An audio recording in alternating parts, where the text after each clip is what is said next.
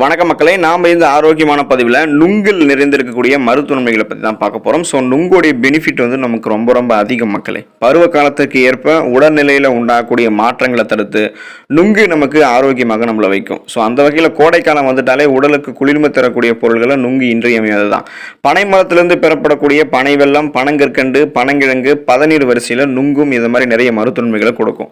எல்லாருமே நுங்கு சாப்பிடும்போது அதோடைய தோல் நீக்கிட்டு உள்ள இருக்கக்கூடிய சதைப்பகுதியை மட்டும் சாப்பிடுவோம். ஆனால் தோற்பாக இருக்கக்கூடிய நுங்கினுடைய தோல் பகுதியில் தான் calcium, phosphorus, vitamin B, vitamin C போன்றவையெல்லாம் அடங்கியிருக்கு.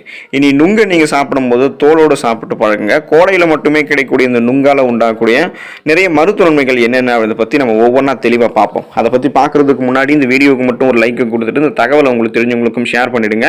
இது அவங்களுக்கும் பயனுள்ளதாக இருக்கக்கூடிய ஒரு ஆரோக்கியமான பதிவு தான். இது போன்ற அப்டேட்ஸ்கள் நீங்கள் தொடர்ந்து பார்க்கறதுக்கு நம்மளுடைய ஹெல்த் நியூஸ் தமிழ் சேனலை சப்ஸ்கிரைப் பண்ணி வச்சுக்கோங்க. பக்கத்தில் இருக்கக்கூடிய பெல் பட்டனையும் கிளிக் பண்ணி ஆல் அப்படின்ற ஆப்ஷனையும் மறக்காம செட் பண்ணி வச்சுக்கிட்டீங்க அப்படின்னா நான் போடக்கூடிய எல்லா அப்டேட்ஸும் உங்களுக்கு நோட்டிஃபிகேஷன் அடிக்கடி வந்து சேரும்.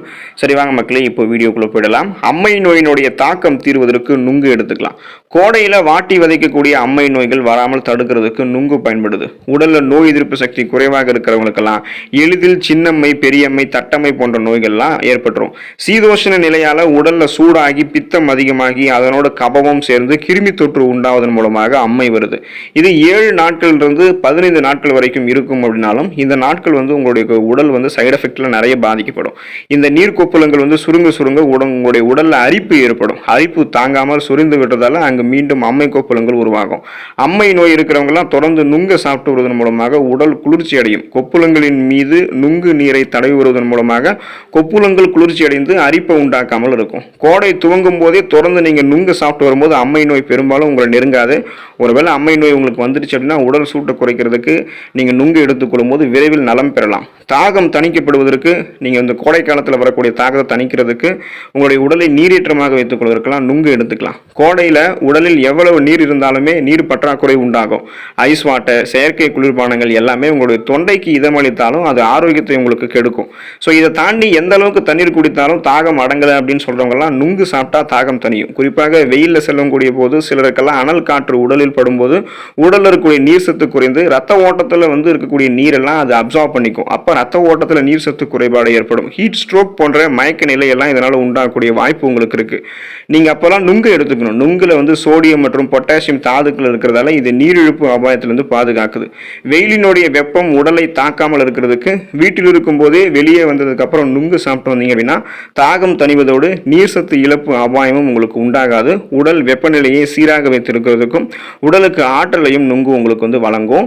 மலச்சிக்கல் தீர்வதற்கு நுங்கு எடுத்துக்கலாம். உடல்ல அதிகப்படியாக வியர்வை வெளியேறுவதால உடலில் வழக்கத்தை விட அதிகப்படியான நீர் சத்து குறைபாடு உண்டாகும். இதை தவிர்க்கிறதுக்கு பழங்கள், நீர் சத்து மிக்க காய்கறிகளை எடுத்துக்கொள்ளணும் அப்படின்றத வலியுறுத்துறாங்க. ஆனால் சற்று காரமான உணவு வகைகளாக இருந்தாலும் வயிற்று பிரச்சனை, செரிமான கோளாறு, நீர் சத்து குறைபாடாலும் மலச்சிக்கல் பிரச்சனை நமக்கு ஏற்படும். காலையில் வெறும் வயிற்றில் வெதுவெதுப்பான நீரை குடித்ததுக்கு அப்புறம் 2 அல்லது 3 நுங்குகளை நம்ம சாப்பிட்டு வந்தோம் அப்படின்னா மலச்சிக்கல் நமக்கு காணாமல் போயிடும். குடல் இயக்கத்தை அது சீராக செயல்பட வைக்கும். சைடு எஃபெக்ட் எல்லாமே நமக்கு இந்த சீரற்ற குடல் இயக்கம், மலச்சிக்கல் இதெல்லாமே நமக்கு கியூர் பண்ணிடும் நுங்கு. அல்சர் தீவிரமாக உங்களுக்கு இருக்குது அப்படின்னா அதை நீங்கள் குறைக்கிறதுக்கெல்லாம் நுங்கு எடுத்துக்கலாம். உணவு குழாய், இரைப்பை, சிறுகுடலின் உட்சுவரில் உருவாகக்கூடிய ஒரு வகை புண் தான் இந்த அல்சர், குடல் புண் அப்படின்னு சொல்லுவோம். அல்சரால் அவதிப்படுபவர்கள் கோடையில் உணவு முறையில் கவனமாக இல்லை அப்படின்னா மேலும் அதிக பிரச்சனை உங்களுக்கு அல்சரில் இன்னும் எஃபெக்டாக உங்களுக்கு வந்துடும்.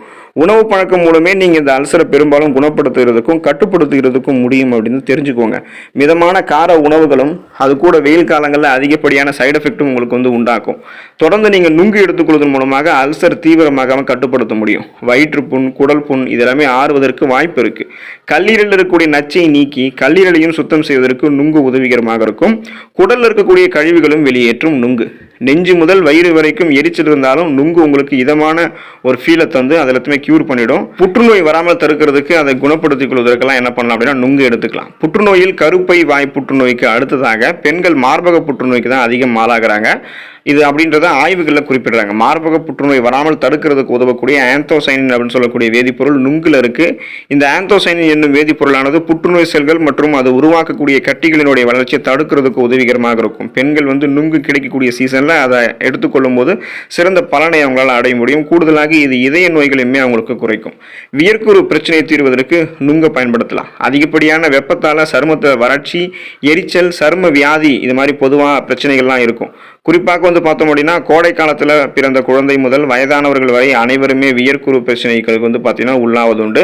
இப்போ அங்கே அவங்க பார்த்தீங்கன்னா அந்த டைமில் நுங்கு சாப்பிடுவதோடு அப்பப்போ வியர்க்குருவின் மீது அந்த நுங்கை தடவி வந்தாலும் வியர்க்குரு மறையும். அதே போல் வெயிலால் வரக்கூடிய சூட்டு கொப்புளங்களும் அது மாதிரி நம்ம நுங்கு தடவி பூசும் போது அந்த எரிச்சல்லாம் இல்லாமல் போயிடும். மீண்டும் இது வராமல் நம்ம சரி பண்ணிக்கலாம். டயட்டில் இருக்கிறவங்கலாம் என்ன பண்ணலாம் அப்படின்னா நுங்கு எடுத்துக்கொள்ளலாம். அதிக எடை கொண்டிருப்பவர்கள்லாம் உடல் எடையை குறைக்கிறதுக்கு பலவிதமான டயட் மேற்கொள்வாங்க. அதை கோடை காலங்களிலும் கடைபிடிக்கும் போது உடல் உஷ்ணம் சம்பந்தமான பிரச்சனைகள் உங்களுக்கு வரும்.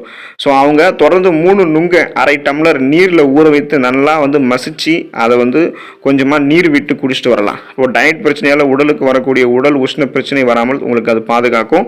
அதோடு நுங்கில் இருக்கக்கூடிய கனிமச்சத்தும் ஊட்டச்சத்தும் உடலில் குளுக்கோஸுடைய அளவை சீராக வைத்து உடலை சோர்வின்றி சுறுசுறுப்பாக வைத்திருக்கும். கொழுப்பை கட்டுப்படுத்தி உடல் எடையையும் இது குறைக்கிறதுக்கு உதவிகரமாக இருக்கும். குறைந்த கலோரி நுங்கு கொண்டிருக்கிறதால இது நீண்ட நேரம் உங்களுடைய பசியை ஊக்குவிக்காது. குறிப்பாக நீங்கள் நுங்கு உங்களுக்கு மிகவும் மிகவும் நல்லது அப்படின்றதுல எந்த விதமான மாற்று கருத்தும் கிடையாது. ஆனால் நீங்கள் நுங்கை சாப்பிட்றீங்க அப்படின்னா வாங்கிய உடன் அல்லது நுங்கை பிரித்து எடுத்த ஒரு சில மணி நேரங்கள்லேயே அதை நீங்கள் எடுத்துடணும், சாப்பிட்றணும்.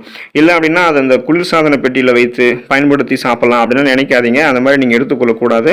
அளவுக்கு அதிகமாக நுங்கை நீங்கள் சாப்பிடும் போதும் கடுமையான வயிற்று வலியும் உங்களுக்கு ஏற்படும் அப்படின்றத நீங்கள் தெரிஞ்சுக்கோங்க. ஸோ குறிப்பாக நீங்கள் நுங்கு வாங்குறீங்க அப்படின்னா ஃப்ரெஷ்ஷாக அது இருக்கும்போது உடனே சாப்பிட்றணும். கொஞ்ச நேரத்திலே சாப்பிட்றணும். அதை நீங்கள் சில் பண்ணி சாப்பிடலாம் அப்படின்னு நினைக்காதீங்க. அது உங்களுக்கு நன்மைகளை தராது, தீமைகளை தரும். நுங்கு அந்த சீசனில் மட்டுமே கிடைக்குது அப்படின்றதுக்காக அளவோடு சாப்பிடணும். நீங்கள் அளவுக்கு அதிகமாக சாப்பிடக்கூடாது. அப்படி சாப்பிட்டீங்கன்னா கடுமையான வயிற்று வலி ஏற்படும்ன்றது ஞாபகம் வச்சுக்கோங்க.